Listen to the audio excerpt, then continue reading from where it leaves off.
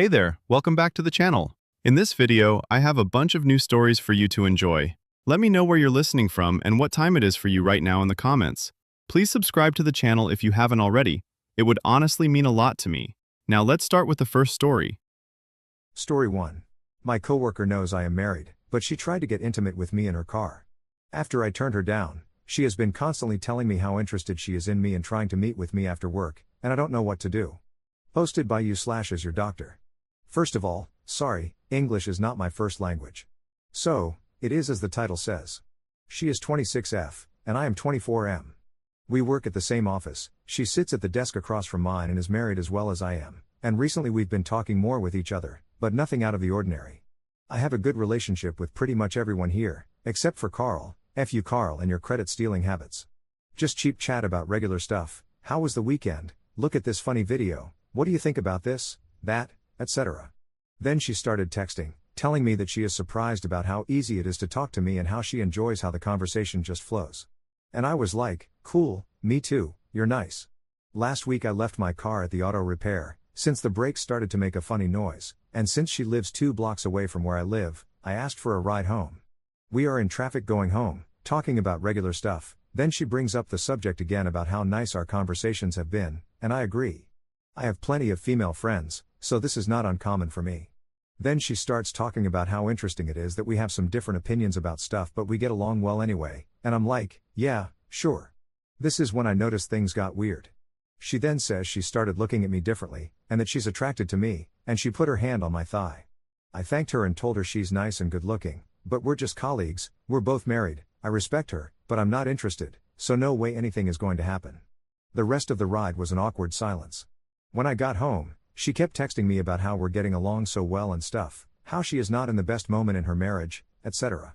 Then I received a lot of Instagram notifications of her mass liking my photos. I replied to the text trying not to be rude, saying that maybe she should use her energy and time to resolve the problems she is having at home instead of this. At this point I think she is crazy, and the best way to avoid any problems is to just dismiss the crazy stuff she is saying and keep it cool and distant, since we work together in a 55-person company. She says it's not just physical attraction, and that she's jealous and can't stand seeing my wife's posts on Instagram with me. Red alert. And now she wants to meet me after work or during the lunch break out of the office, to talk about things.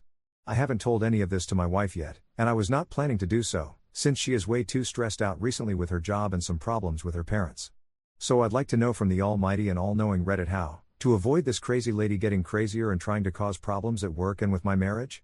Wives of Reddit, if you were my wife, would you like me to tell you what's happening or just deal with it?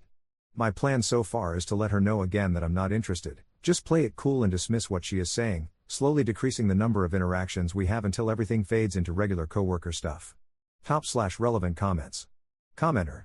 You need to tell 2 people. 1. Your wife. 2. Human resources. Show them the texts, including your request that she stop contacting you or hitting on you. You need to tell your wife and HR because this could easily spiral out of control, and you need to be on top of the story. Also, you gotta trust your wife, man. Then, stop talking to this coworker about anything that isn't directly work related. Update 2 weeks later. Sorry it took so long to update you. First of all, thanks for all the advice. Since it was the first time this happened to me in such a blunt way, I tried to handle it the best I could, but I was kind of lost about what to do. So thanks again, your advice really helped me. Following your advice, I got home yesterday, asked my wife to sit down, and told her what was going on. I showed her all the messages and explained to her in detail what happened. She was really concerned, didn't get mad or anything, she was just worried that, using her words, that BTCH would ruin your career and stress you out. So I told her I would talk to my boss and HR the next day, and so I did. I arrived earlier, scheduled the meeting with HR and my boss. He went pale when I told him I'd like to talk with him and HR together. Later he said he thought I would quit, ha. I sat down with them, asked them to be prepared for a Mexican soap opera, and then showed them all the messages and explained to them all that happened. I told them I'd like her to be moved to another desk and that I trusted them to discipline her so she would stop harassing me. They listened very quietly, nodding between sentences and asking quick questions when in doubt. After I finished telling my tale, they said they would call her in to talk and address the subject, and that I could rest assured they would take all reasonable measures. I went back to my desk and got to work. I was going on a business trip to see Dad to Mexico the following week, so I was pretty busy. Then I heard the BCCC phone, short for Bat Crap Crazy Coworker, ring. She looked at me with suspicion in her eyes when she got up and went to talk to HR. I tried to avoid eye contact and didn't express anything. 1 hour later she came back crying, got her purse, and left. Everybody in the office was like, WTF just happened? My boss then called me into his office and told me what happened. They told her I had told them what was going on. Then she made a whole dramatic show, saying she was in love with me and was fighting for what she thought was right, etc., etc., etc. My boss and the HR person dismissed her silly arguments and told her she would need to keep things professional and move to another desk, otherwise they would have to rescind the work contract. And she preferred to get fired, so from now on she no longer works with me. It has been 2 weeks and so far nothing related to the subject has happened, so I guess my life is back the way I like it, just peace and quiet. So, thanks again for all the advice. I think my thoughts were kind of clouded by this crap. You guys made me think clearly, so thanks. Top/relevant comments. Commenter. Wow. This woman is mentally ill. No joke. She is completely detached from reality if she's pulling crap like this when facing both her boss and HR. That is unhinged. Keep a sharp eye out, op. She knows where you live, and she's no longer constrained by the prospect of losing her job. Don't hesitate to call the police if she shows up. Op's response. Thanks for this. I think I've been a little naive, believing this would stop now. Following your comments here, I wrote my logs, made a backup of all the messages, and requested HR for a formal letter explaining what happened. I was considering going to a police station to check what I could do to get this registered in case anything happens. But I don't think this is necessary with all the other measures I took. Commenter 2. My question is, was she always this crazy, or are you that good looking and charming that you drove her insane because she couldn't have you? Commenter 3. I must admit he does sound completely adorable and charming. No wonder she fell for him. Op's response. I've been working with her for 2 years, but we never talked much before this happened, so I cannot claim anything for sure. But before all this drama, she didn't let any craziness show up.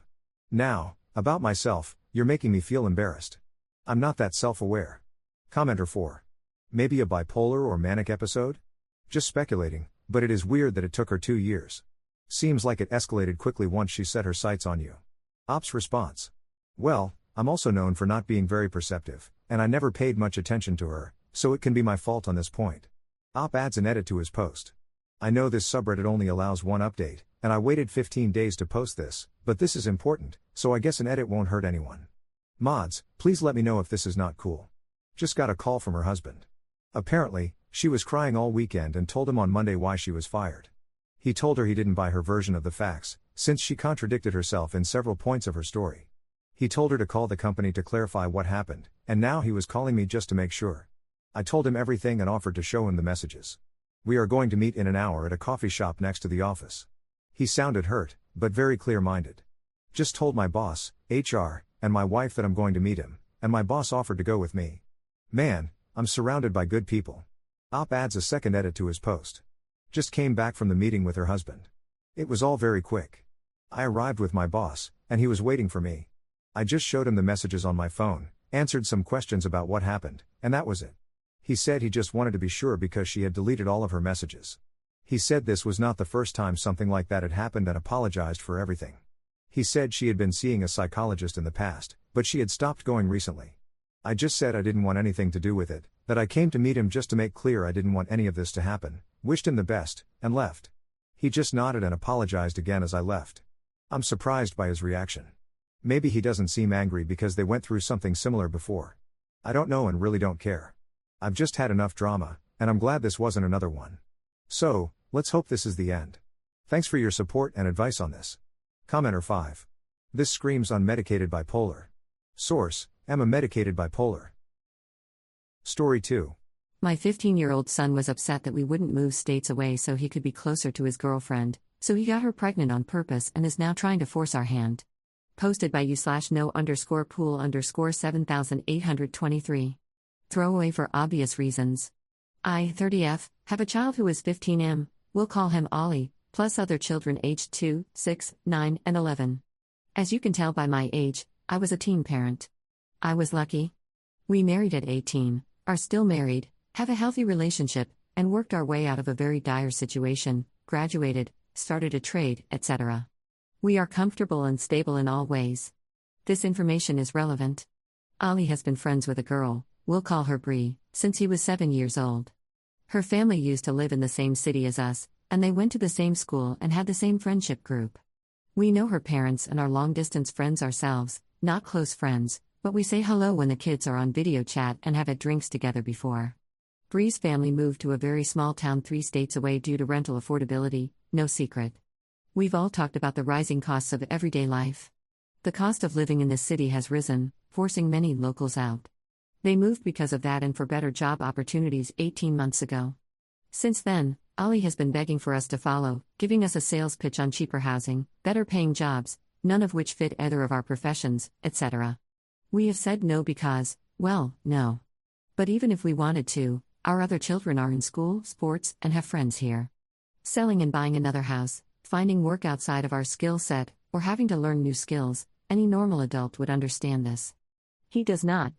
Well, fast forward to Christmas, Bree's family came back to our city for a holiday, and the kids met up multiple times.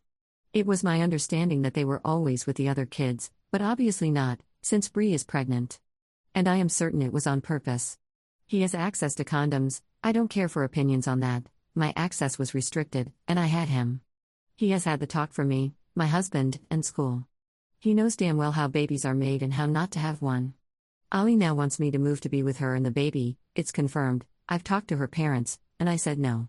I don't feel I need a reason, but he asked. You're 15. We don't have any proof it's your child yet. I'm not moving us away from our lives, and you aren't going alone until you're 18. We will do a DNA test, then we will look at parenting plans. And I topped it off with a too bad, too sad, you made your bed, now you have to sleep in it. He took that back to Bree, and now all communication between me and her parents has been cut. I'm a terrible person. My comments about the DNA test are disgusting, and it's fueling my son's hate for me.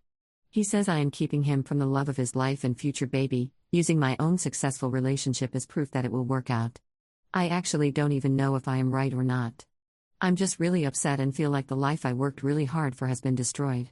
Top/relevant comments. Commenter. Quite the manipulative teen you've got there. But by teen logic, his plan makes perfect sense. From any point of view, though, you can't give in to his plan. It would ruin you financially, ruin his relationship with his siblings, and yours with him.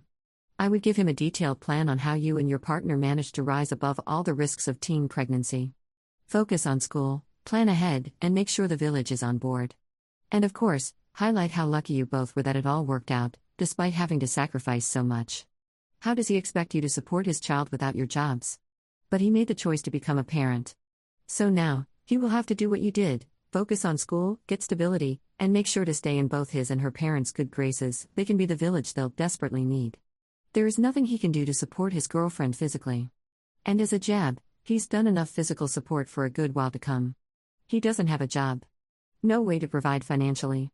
All he can do is focus on being able to do that well, and as soon as possible. So by the time he's ready to go partying, no, he isn't.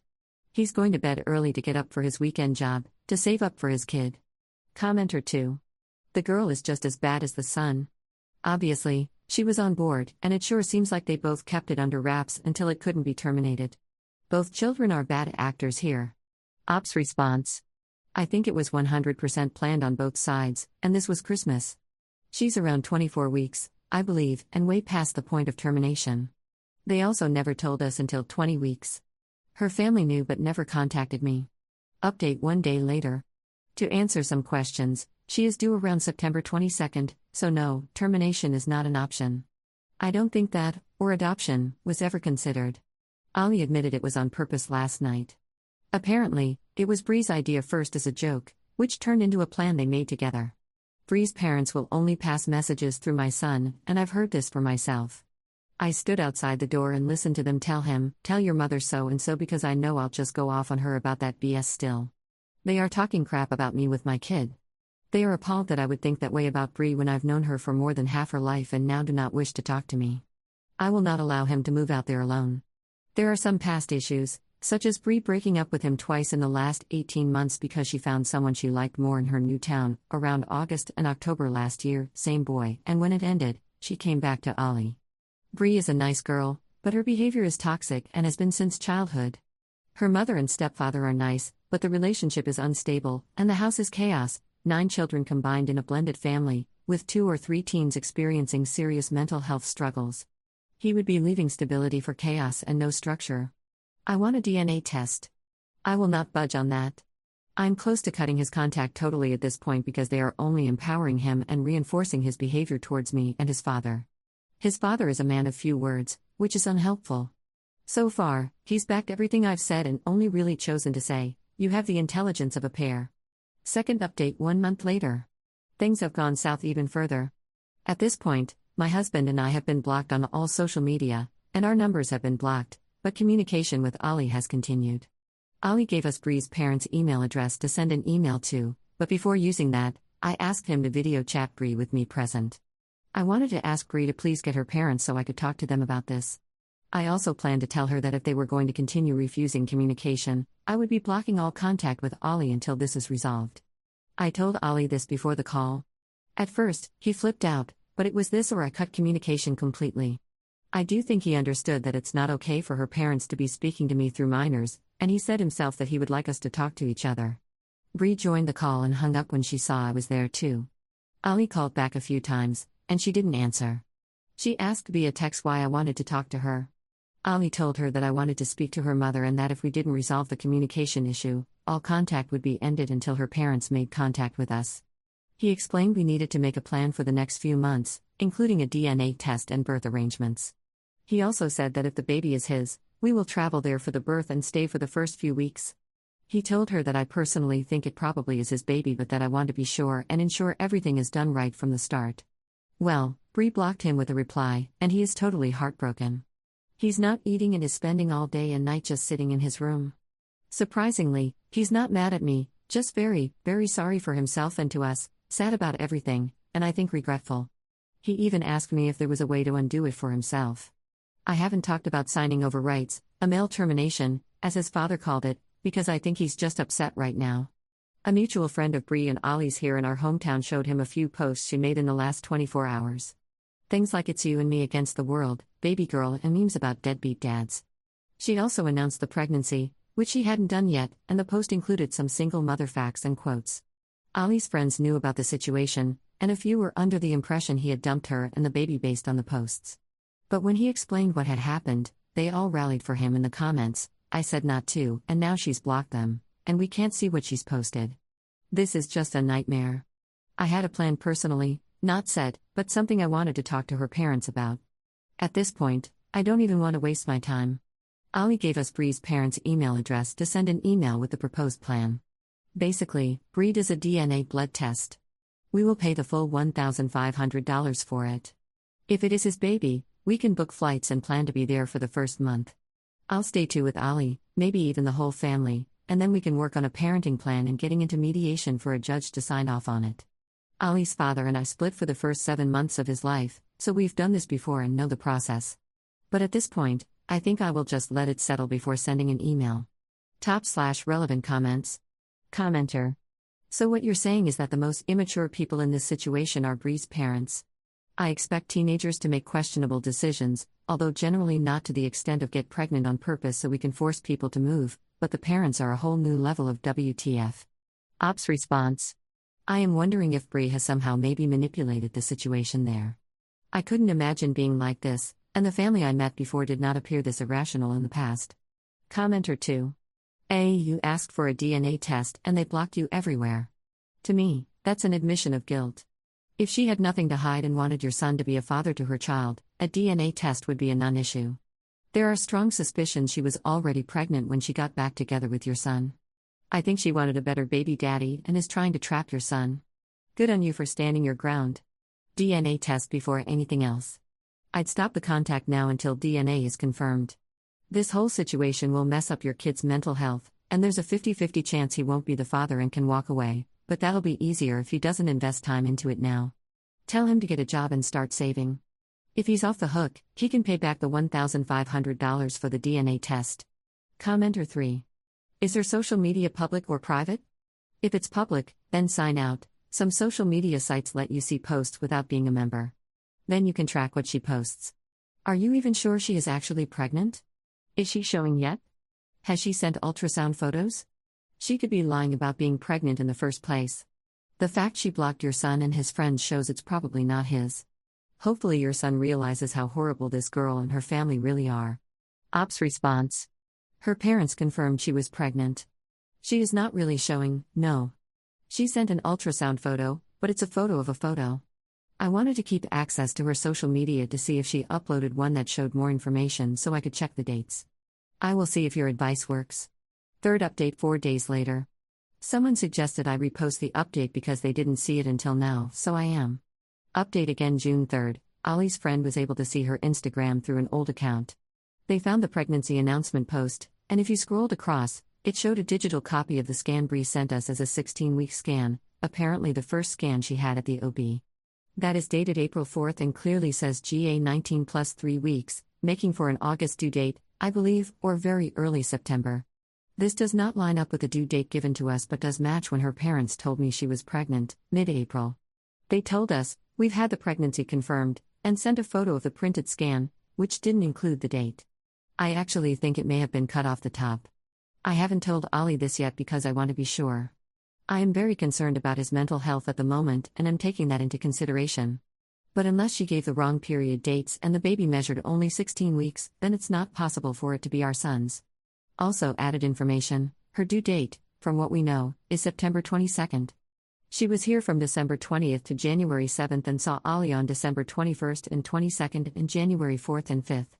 Never overnight. I asked Ollie when this happened, and he said January 4th was the only time, which makes more sense as they were in public gatherings otherwise. They were at a mutual friend's birthday that night but never stayed overnight. I've had 5 kids, and I know the dates are too close to figure it out that way. Ollie also said that the joke Bree made was to just see if it happens, the pregnancy, because then it's obviously meant to be and he would be able to move. To me, it sounds like she had the plan a lot longer, but I may be biased here. Fourth update 12 days later. I spoke to Bree's biological father, who lives in this town, and he had no idea about any of this. Before you come for me, there was no known DV or anything. I felt I had run out of options at this point and just wanted a way to contact them. Bree's mother then made contact, agreed to the blood test if we paid for it. Ollie and Bree spoke again, and Bree asked to come here for a holiday and have an ultrasound with him to prove dates in person. I agreed to this, but I may not be thinking straight with all the stress we've been under. She says she is 26 weeks, sent him a photo of her belly, which has grown, and told him there's no other option but him to be the father. That the ultrasound had to go by her last period date and she didn't remember, so she used the period before based on her app. That's why the dates are off on the scan. I asked if she had a physical booklet of pregnancy notes or something, because I know from experience they include all the confirmed information, but she said everything is digital with her doctor and I didn't want to push, since it's not my medical information.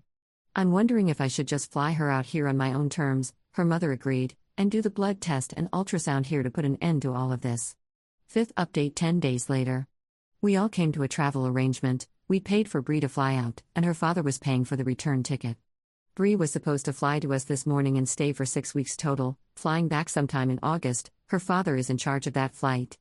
She was staying with us over the next few weeks while we do our annual July 4th family vacation for a week, and then a couple more weeks back here at home for the ultrasound and blood test. This was decided together, both families, because Bree and Ollie wanted to have some kind of positive experience or memories during the pregnancy. Obviously, if the baby wasn't his, Bree would be taken to her father's, and we would be finished with it all. But she never turned up for her flight. She texted the night before saying that her doctor did not recommend travel, as she is at risk of preterm labor due to her age, and her severe morning sickness means she can only tolerate pineapple juice. She said she needs to be hospitalized and may even deliver early. This is on top of a group photo that included Bree, obviously pregnant in a tight tee, hugging the boy she was dating in her new town, with his hand on her belly. It was quickly removed from her story when Ollie asked about it. I think it was intentional to make him jealous. I am done. I do not believe her or her parents. I have contacted a lawyer and therapist. I will not be updating again until I know the outcome of the DNA test, which I assume will not be done until after the baby is born, since I was told today that I cannot force her to take one while pregnant. If this baby is Ollie's and my grandchild, I am willing to move Bree here and have her live with us. It has no chance and will continue to ruin my son's life from afar. Top/relevant comments. Commenter. Okay, I'm currently pregnant. Let me break down how everything this girl said is a lie. They would ask for the last menstrual period at the first appointment, but it would be very obvious from the first scan, and all subsequent scans, if that was off by 4 weeks. Once this is confirmed, they would adjust the due date and gestational age, GA. So if the scan says 19 plus 3, That's based on fetal development, not oh, this is when I last remember having a period. She is setting the stage for saying she had the baby early due to stress from them. Commenter 2. Yep, the longer this goes, the less things add up. And the daughter's parents know it. Hence why they were only communicating with Ali, as he's much easier to guilt and manipulate. 6th update 3 weeks later. I didn't plan on updating prior to the DNA test, but I can confidently say we do not need it to know the truth. We will likely still do one if Bree sticks to her story. Only, I will go through the courts at this point. We have a family lawyer, and he has advised these updates are fine as long as I do not identify anyone by name, location, etc. I had a lot of helpful messages on here, and I do read them all even if I don't reply. One was from a radiographer who suggested that I look at the measurements of the baby on the ultrasound if I am able to get scan pictures, and then use that to calculate if the baby was 16 weeks on that scan. I have kept that idea in mind if I ever got the chance to see the scan myself. The same Redditor also raised concerns that she only had this one scan at 16 weeks, and there wasn't a 20-week scan again 4 weeks later. All OBs would do a scan at 18 to 22 weeks. The one photo we have seen is a photo of a scan, a profile shot of the baby's face at 16 weeks, and there hasn't been another scan since then. We have been playing it safe and being very careful with how we tread around Bree, not wanting to cause any arguments. We have not mentioned this to them yet, and if by chance someone tells them via this post or they know about this post, we don't care. We have nothing to lose since the baby is in Ollie's, and this is how I know. Bree and Ollie have many mutual friends, but only one other girl, Hannah, is still friends with both of them from within the group. Hannah believes Ollie is the father because that's what Bree says, but she had a falling out with Bree this week. It led to her talking to Ollie, and then she sent Ollie a video that Bree sent her after the ultrasound in April. Prior to this, Bree had told her not to show him because he wasn't going to be in the baby's life by choice and all the things she was posting about deadbeat dads. The video shows multiple measurements being done, and I was able to see clearly that the baby measured 19 weeks. That scan was the 20-week scan. There is no way that baby is Ollie's baby. She is due August 26th. Ollie knows all of this and is doing okay. Very angry, but he has the support he needs. What happens now, we don't know, but we know the truth. All we can do is speculate as to why my son was the target of this plan. I know we will likely never know the truth. To clear some things up, I will not be taking this up with Bree and her family until after the baby is born. I am not concerned about the DNA test results but will still do one. In the video, the OB/nurse, whoever it was doing the scan, says, "So your due date is August 26th, which lines up perfect for your last period." So I know that's the due date, and you can clearly see the numbers on screen showing the measurements are 18 to 19 weeks. Ollie cannot be the father. She wasn't even in the state. There are plenty of other more detailed clues I have but will not post. I think the father is the boyfriend in that town, but what I don't understand is why Ollie was better. Yes, there is more money, but we aren't rich. We just live smart. Thanks for the support. Top/relevant comments. Commenter. If she had unprotected sex with multiple people, then your son needs to get tested for everything. Ollie is lucky to have parents who are looking out for him. Ops response. We have done. He's been given the all clear, thank goodness. Commenter 2. Would love to know what exactly you've done when it comes to consequences inside the home. He obviously needs therapy, but therapy isn't a consequence, it's a necessity. It seems like you've let him off the hook for everything because you feel bad that he's sad. That's not enough. Ops response. We believe in natural consequences rather than punishments. So, a natural consequence for this situation is exactly what's happened. A natural consequence for the intention to manipulate us to move, etc., is now the loss of trust, and with a loss of trust comes the loss of freedom until that trust is earned. But if I'm totally honest, my kid just needs therapy and support at this point. He has lost everything, his confidence, his reputation, his girlfriend, even if for the better, a large majority of his friends, and their parents who now don't want him around their kids, etc. Just because we know that baby isn't his doesn't mean the rest of the world around us does. Bree still insists it is, and most believe her. He is being punished, but not by me. Commenter 3. I'm glad to know things are settling out. However, I would recommend looking up the laws or talking with a lawyer regarding the potential of the birth certificate. There have been many instances where, because a guy's name was written on the birth certificate, it automatically puts him up to par for child support. It would not surprise me if Bree tried to write his name or forge a signature to make him responsible, regardless of what the DNA test ends up saying. Ops response. We have spoken to a family lawyer, and in our state, Bree can put him on the birth certificate without him signing it. However, in order to file for child support, he needs to agree that he is the father and be listed on the birth certificate. If he raises a disagreement about being the father, it goes through court and a DNA test would be ordered. 7th update 2 months later.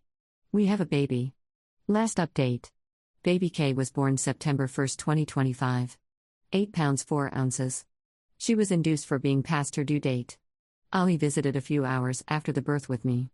Her mother and sister were there when we asked to visit, but they were gone when we got there. The whiteboard on the wall that had all the birth details also stated her EDD, 0826. Ali didn't say much. He's very receptive to the fact that the baby is most likely not his and is still in therapy, but I think he loves Bree, and I'm not sure how to navigate that. Ali went down to the cafe to get her something to eat, as her mother had apparently forgotten to bring food. Since it was just us, I took my chance. I asked her about the EDD on the board, nicely. I told her no one is upset with her. I too am wary about the possibility that the home situation is unsafe, and she may be trying to escape. I told her Ali knows already. He has for months. He's not angry. He is worried, and even knowing she lied, he wanted to come here and be with her and the baby. I told her what I know to be the truth as his mother. There was nothing Bree could do that would keep him angry enough to cut her off. She broke. I think it was the fact that she was so tired and had just had a baby, the hormones, and probably the mental load that would come with her lies. I feel a little bad, but I'm glad I asked. Bree admitted to me she knows it's not possible, and she was very, very sorry. She wanted to move back to our city. She didn't want to live with her mother and stepfather anymore. In fact, she never wanted to leave, and her dad had said no, she couldn't live with him. The pregnancy was never planned originally, but she came up with the idea herself when she found out they were coming back for the holidays. I asked who the baby's father was, and she never got to give me an answer. I think it's the boy from her town. I had asked that directly, and she shrugged, but no confirmation, as Ali came back and she shut down again. I told Ali that Bree had made a mistake and she was sorry. Ali said he knew, and it was okay, that the baby was cute regardless. I laughed at the ridiculousness that is my life. What a childish thing to say. I didn't ask her about her mother knowing or anything. I was cautious not to set her usual defensiveness off. We left not long after, and Ali and Bree are still talking via text. Ali, right now, has asked me not to ask for the DNA, as Bree is struggling with her own mental health, like most of us do with that hormone shift. That's all I have to update on. Top/relevant comments. Commenter. In your last post, you mentioned you'd still do a DNA test for clarity of mind. Is that still in the plans after her confession? And I assume you managed to get last-minute plane tickets to get there a few hours after her birth, or you took a super long drive? Being a parent is never an easy job, not even when they've grown up. You're doing well supporting and protecting your son. Take care. Ops response. We knew her induction date and flew out 2 days prior. I'm not sure about the DNA stuff right now. Ali wants to leave it, as long as she tells everyone it wasn't his baby. For now, I am just letting things be. I think she is really struggling. Commenter 2. I hate to ask, but is there any chance it's her stepdad's? Ops response. A lot of people say this, and no, we do not believe that to be the case. There is a lot of evidence that the baby is the other ex-boyfriend's. Commenter 3. Still following for the inevitable, impromptu teenage marriage proposal I'm sure is on the way. Ops response. Over my dead body lol. Story 3. I kicked my cousin out of my wedding after he harassed my youngest sister-in-law and tried to pull off her clothes and went nuclear on my family after they tried to defend him and say that he had good intentions and was just joking. Posted by you/better_jellyfish_. So my wedding was 2 weeks ago, and I feel like I'm living in the wreckage of a bomb I set off myself. I'm so lost, and I need to know if I'm the monster my family is making me out to be. I, 28F, just married the love of my life, 30M. His family is Arab Muslim, and they are, without exaggeration, the best people I have ever known. I'm an only child, and my own family is really complicated. And my husband's family welcomed me with open arms from day one, so for the first time, I felt like I had a real, supportive family unit. I'm basically an only child. My half-brother from my dad's side is much older, and he currently lives in Japan. Even though we don't talk much, he still called me to congratulate me. As for my parents, they weren't even supportive of my marriage until I told them I'd cut them off if they kept pushing. So yeah, I already knew going in that I couldn't count on them for anything but drama. The wedding itself was perfect, for a while. Everyone was happy. Even my parents were smiling at some point. Then there's my cousin, Mark, 35M.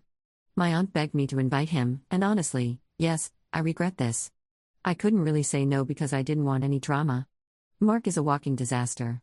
He is a womanizer, has 3 children with 3 different women he abandoned, and his own father is the one sending them money. He's just a user. But for my aunt, the sun shines out of his behind. So the night is winding down when I hear a scream. Not a happy one. I turn and see my youngest sister-in-law, Layla, 19F, backed against a wall. My cousin Mark is standing in front of her, and he's dripping wet. She's the one who screamed, and she's holding an empty water glass. So when I rushed over, Layla was visibly trembling. My other sister-in-law told me what happened. Mark had cornered her, telling her she was too pretty to be hiding under that thing, her hijab, and that she was wasting her perfect face. Then, the part that made me even angrier, he apparently reached out and tried to tug it off her head to see her beautiful hair. Backstory: my sister-in-law had a traumatic accident years ago, and ever since then, she's been uncomfortable around men. Even hugging her own dad and brother took years of patience and trust. So for her to be cornered at my wedding by my cousin, telling her to take off her hijab, saying she was too pretty to be covering her hair, and pushing her like that. She was literally shaking. My older sister-in-law, who is a force of nature, was already there and getting in his face. It was about to get physical. My father-in-law calmly stepped between them, looked at Mark, and said quietly but with absolute finality, "It is time for you to leave my son's wedding." I thought that would be the end of it and was ready to console Layla. But then my aunt, Mark's mother, stormed over. "You can't kick him out. He was just joking with her. She's being too sensitive." First it was he was complimenting her, then it became he was just joking. Before I could even speak, my own mother pipes up. "I'm sorry, but she's right. This is a huge overreaction. Mark didn't mean any harm, that's just how he is." Seeing Layla still shaking and looking so scared, and hearing my own mother defend this creep who had just assaulted my new sister, a switch flipped inside me and I just snapped. I looked straight at my aunt and said, "No, he needs to leave. Now." She started up again. "You are not going to disrespect your family like this." And I just let her have it. "My family? You don't get to lecture me about family. This is actually why your own is broken. This blind worship of your useless, good-for-nothing son is the reason you have one child who ruins every event he attends, and another who hasn't spoken to you in 5 years. And you dare wonder why your own daughter went no contact? It's because of this. Because you will always choose him over the people he hurts. So yes, he is leaving, and you can leave with him if you want." The entire area went dead silent. Then my aunt started crying and stormed out with my cousin, and my parents trailing behind after they gave me one of their classic "you are a disappointment" looks. My phone has been a nightmare since. Texts from my parents calling me cruel, vicious, and saying I used a family tragedy, my other cousin leaving, as a weapon. Telling me about how my aunt has just been sending them messages about how I broke her heart. My husband has been supportive. He kept telling me I was just defending Layla, and that my family showed their true colors. But I can't get rid of these moments of guilt. Mark was 100% in the wrong. I've already cut him off. I don't want him anywhere near me or my husband's family again. But the part I keep thinking about is what I said to my aunt.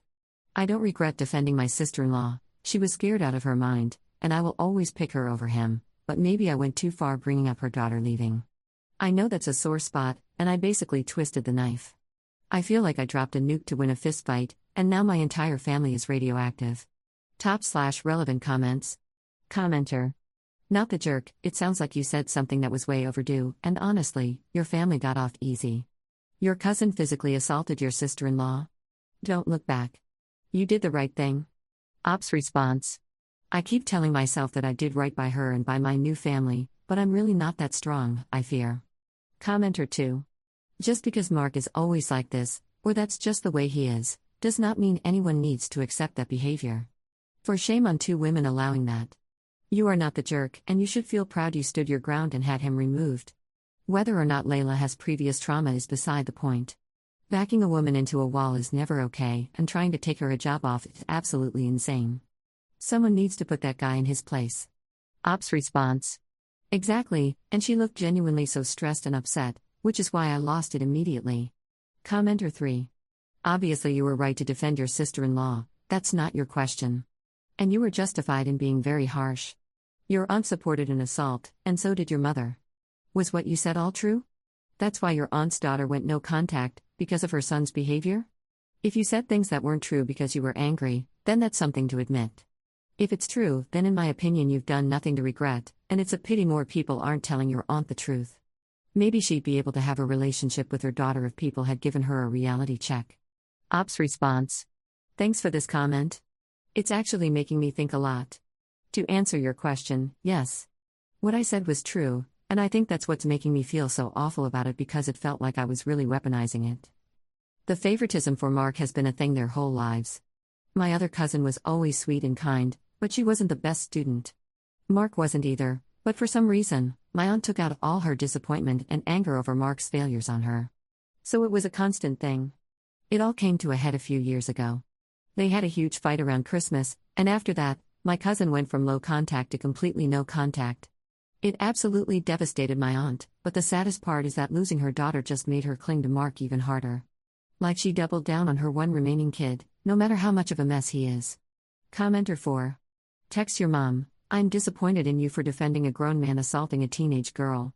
However, the good news is, it makes it much easier for me to go no contact with you. As of today, you are all dead to me, and my only family is my husband's family. I hope you're happy you lost your only child to that train wreck of a human being. You'd better pray he's willing to change your diaper when you get old and senile. And block every single one of them who sides with your mom, aunt, or cousin. Ops response. Honestly, you have no idea how much I needed to read this. I've been tying myself in knots for days trying to figure out what to say to them, or if I should say anything at all. My first instinct was to write a long, drawn-out message. You know, that kind where I try to apologize for the timing and my specific wording, but then follow it up with a strongly worded but I will never apologize for defending Layla. I wanted to play peacemaker and warrior at the same time, and it was just making my head spin. The thing that's been eating at me is that I want them to understand I'm not picking a new family over an old one. It's just right and wrong. If I had seen Mark do that to a complete stranger I just met a minute ago, I would have stepped in. I wouldn't stand by and watch a man corner a young woman and try to pull off a piece of her clothing. The fact that it was my family doing it to someone I already loved just made it a million times worse. You're right. They defended an assault. So I guess that's it. Thank you for this. It gives me a lot of clarity. Update 1 day later. So, I'm trying to write this without getting emotional, but I'm failing. I've just been sitting here with tears in my eyes watching this post blow up. It might sound small, but seeing this level of support, even from strangers on the internet, has genuinely helped me see this whole situation with so much more clarity. Thank you. I'm not even exaggerating when I say thank you from the bottom of my heart. You all are wonderful. For those who thought it was fake, honestly, I get it, but all I can say is this is my life. I know it's obvious I'm not the jerk for defending Layla. She deserves the world, and I would do it again in a heartbeat. No regrets. I just wanted to ask for advice because when you grow up in a certain way, it's hard to trust your own judgment. My parents are masters of making you feel like you're the crazy one. Their family motto might as well have been, if we think it's good, then it is. If we think it's bad, then it is. The lines between right and wrong were always blurred for me, and unlearning that has been a lifelong project. Meeting my now husband was the turning point. He's so kind, respectful, and supportive, and he showed me what a healthy family dynamic actually looks like. And I really can't wait for a future full of him and our shared happiness. Now for the important part. Layla is doing better. I called her a few hours after the post, and she immediately started apologizing and saying she felt bad for ruining the night. I immediately shut that down and told her that what happened was 100% Mark's fault. His behavior was awful, and she did nothing wrong. I actually apologized to her for him even being there and for him putting her through that at my wedding. We talked for a while, and she told me she's been seeing a therapist for a while now to work through her trauma, which I think is just incredible of her. Honestly, she's so strong and amazing. While I got some truly vile direct messages, the overwhelming majority have been incredible. I want to especially thank the hijabi and Arab women who messaged me. Hearing your stories, and how you felt for Layla and understood her experience, just made me tear up. It's painful, but the support I saw gave me so much hope for a world where girls everywhere can just exist without being harassed. It's a beautiful contrast to the one guy who messaged me to save me and Layla from my supposedly oppressive in-laws because, according to the natural law, Muslims just get more conservative after marriage. His message was just a sad reminder that some people will use any tragedy, like the suffering of women in Iran, to fuel their own racism while pretending to be a hero. Just to be clear, I've known my husband for 8 years. I've traveled to his home country with him multiple times and met his huge extended family. Some of his female cousins wear the hijab, some do not. They are all devout, happy, and would have a good laugh at the idea that they're being secretly tortured by evil Muslim men. I absolutely hate it when people weaponize the very real and horrific struggle of others to push their own bigoted worldview. Please don't make assumptions or project weird racist fantasies onto my family and my sister's lived experience. And that brings me to one last thing I really want to make clear. I've been on this earth for 28 years, and I've met every kind of person imaginable. Bad people are just bad, and good people are good. It has nothing to do with their faith, their race, or where they come from. I would hate for my post to become a platform for any kind of bigotry. The focus here is on my parents and on enabling a harasser, and a young woman's trauma being dismissed. Not on inventing weird scenarios about a family I see, love, and laugh with regularly. As for my parents, I took your advice. I sent a final, very short message and blocked them. The only response was a predictable email from my dad saying he would be ready to listen when I was ready to apologize. Yeah, he'll be waiting a long time. Lol. Thank you all again. You've given me a sense of peace and validation I didn't even know I was looking for. I really, really appreciate it. /relevant comments. Commenter. Good for you for standing up for her over and over. She should never feel she has to apologize for defending herself when cornered and threatened. As for your aunt, reality is painful sometimes. If she didn't want to get slapped in the face with the truth, maybe she should have addressed it before it became an issue. And dude, your parents suck. I'm sure they're out there saying they don't know why you're not speaking to them. Be prepared for when they attempt to reach out and extend forgiveness, because you know eventually they'll want something. Commenter 2. Remember that protecting the peace includes protecting your peace. If you have to disrupt your peace by, for example, inviting your piece of crap cousin to your wedding, you are actually disturbing the peace. And that was even before he made a scene by acting exactly like himself. Story 4. My husband prefers to be with his parents rather than be with me and our baby, and he kicked us out and said he's going to find someone who is truly wife material. Posted by you/Cappuccino124. I come here to vent. I have seen so many stories that I thought many were made up, but I can't stand this pain anymore. In order not to be so obvious, I will not use names other than Eric for my husband's name. I'm a 27-year-old woman, and my husband, who we will call Eric, is 25. We met at university, and although not everything was so nice in our relationship, we were able to move forward. We got married and recently had a baby. My husband has the habit of living with his parents. Being an only child, he wants to be with them all the time. Okay, I understand, but since we moved in with them, life has become hell for me, starting with them not knowing the meaning of privacy and coming into our room whenever they want. On many occasions, I have had to change my clothes, even putting them on backwards. I have communicated this discomfort to him, but he simply does nothing. On one occasion, his father even came in when I was practically without clothes. I had to quickly cover myself, and he left the room anyway. It's annoying, but he's used to having his life invaded like this. The dogs they have at home are very dirty, and the doctor already prohibited us from having animals near our baby. Far from understanding, my husband got angrier and preferred to ignore the doctor. It is worth mentioning that my baby has sensitive skin and is allergic to dog hair. In addition, the dogs do their business inside the house, especially in the kitchen, since they make them sleep there due to the cold. Last Sunday, our baby ran out of milk because I don't have enough, so she is mixed breastfeeding. That morning, I didn't get up in a good mood, and after seeing that she didn't have milk, I became desperate because of her crying. Days ago, I had told him that there wasn't much left in the bottle. He got upset and just decided to ignore me. I want to mention that I don't work because I couldn't finish my degree, and I was planning to do it next year since I only have one more year left. I sat on the bed crying helplessly, as I couldn't buy the jar of milk for her myself and had to wait for him to give me the money or at least buy it himself. The problem arises when my mother-in-law enters the room, as always without knocking, and repeats to me that breakfast was served a while ago. I had no head to eat. First it was my baby's crying, and I want to mention that when I get depressed, my body doesn't eat anything. I feel bad, and on many occasions, I even vomit. Going back to the story, I told her that I wouldn't eat it, that I would go get the milk. I told her in a low voice because I had already cried and was depressed about what was happening. She left, and then came back in and started yelling at me, telling me that I am inconsiderate, that I always behave like this, and that she is not there to put up with my whims, that I should go and not let her stop me.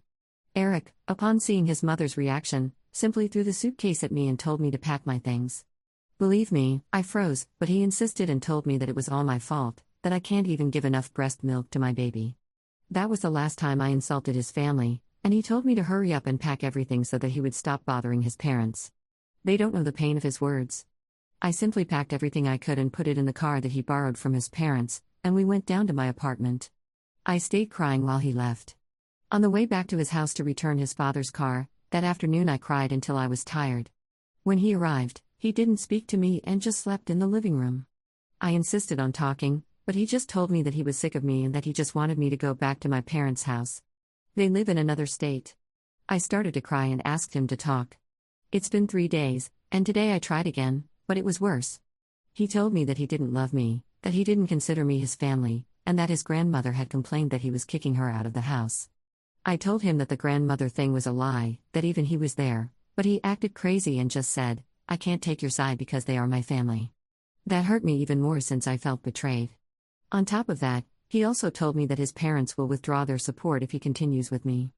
I want to clarify that he still has his thesis to finish, and his parents are paying his graduation expenses. I just cried, and he just looked at me and said, "Go with your parents and take the baby." I'm looking for a woman who wants to live in my parents' and grandparents' house. I want to live with my parents and work there with them. You're not wife material. Go with yours and make your life so I can make mine. I'll send you money for the baby's expenses, and that's it. I couldn't believe it. I was a crumb for 4 days, begging him, even though the mistake was his parents, and I was still to blame for it. I'm devastated. I already bought my plane ticket for me and my baby. I don't know what to do or how to tell my parents that they kicked me out.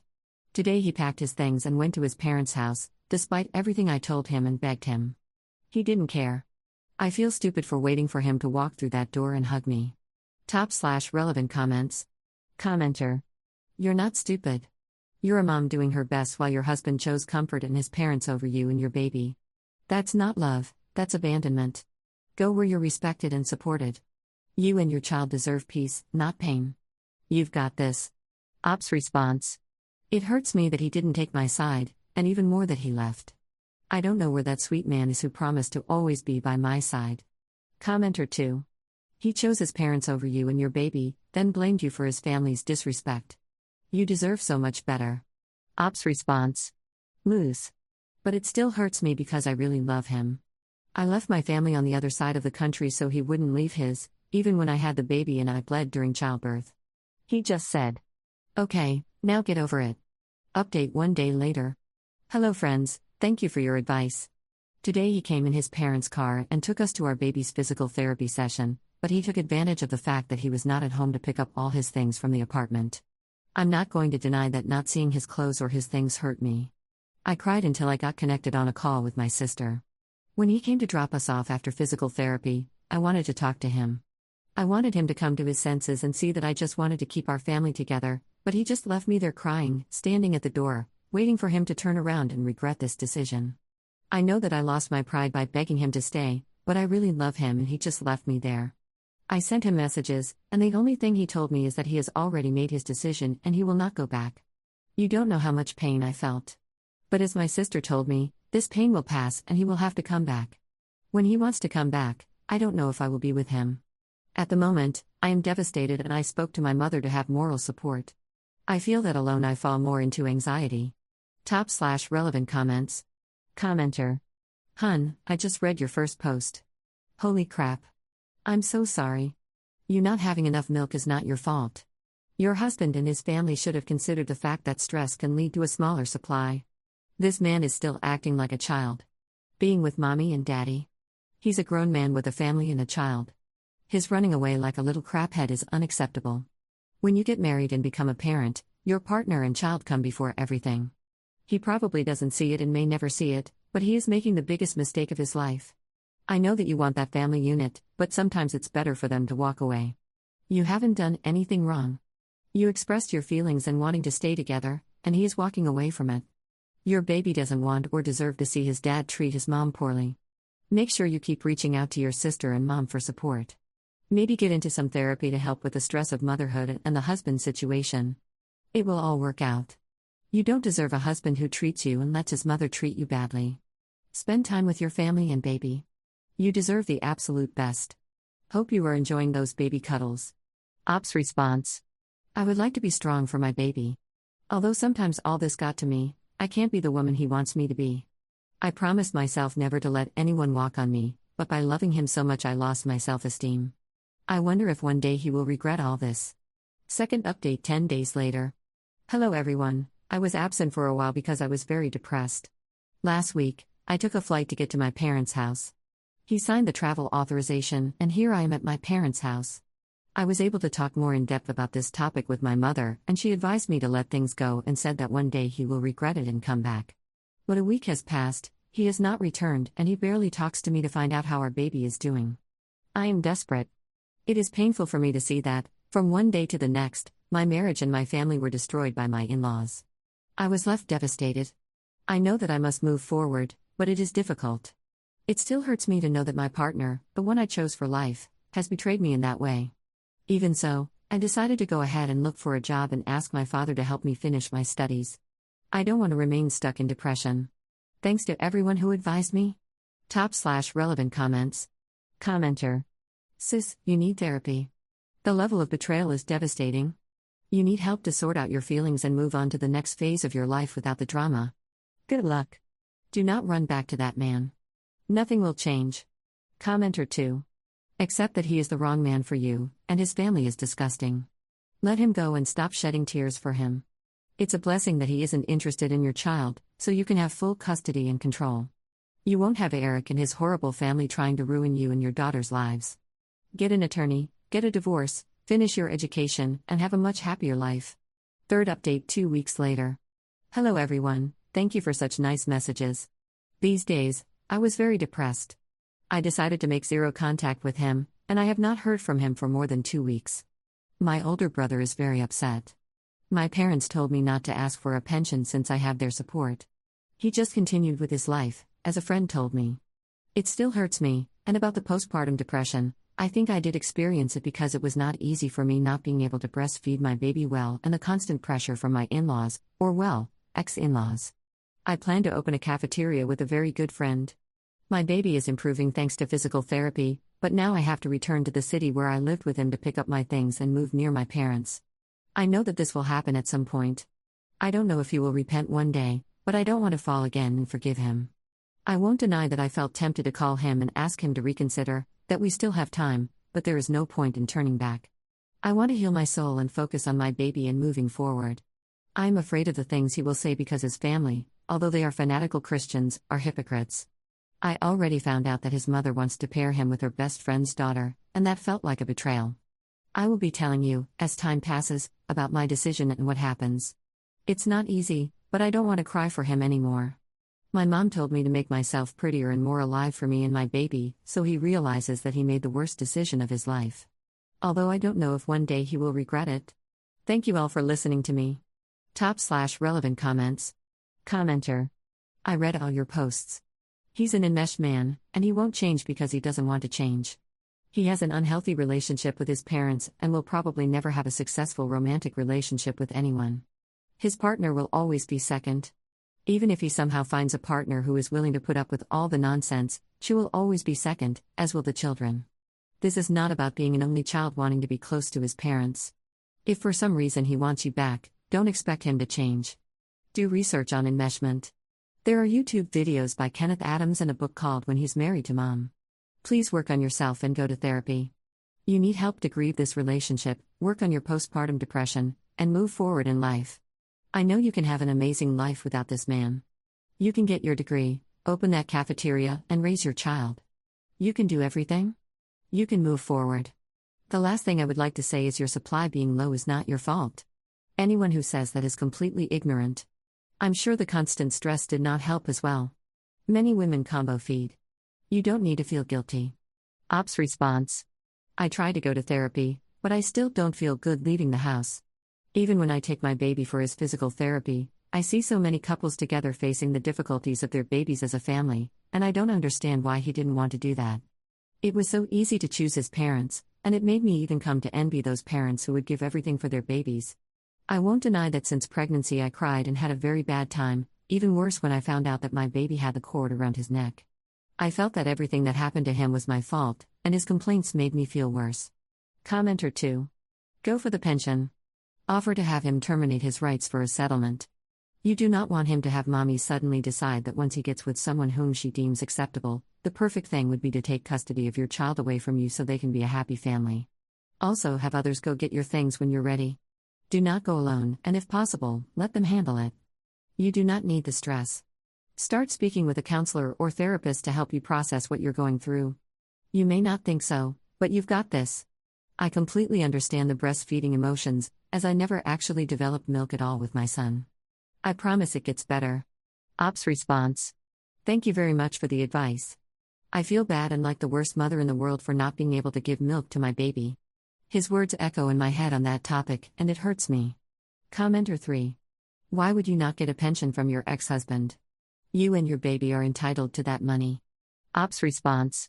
He always belittles me because I demanded that I work to have a better future, and the truth is I don't want his family to invent that even though they are separated, they still support me. Commenter 4. Please take the money for the baby. It can go straight to the bank and be kept for them when they are older. If you are worried they will claim the money is being used by you for yourself. He is being shameful by abandoning his family. It is weak character and makes his whole family weak. He must support his baby with money at the very least because he failed as a father.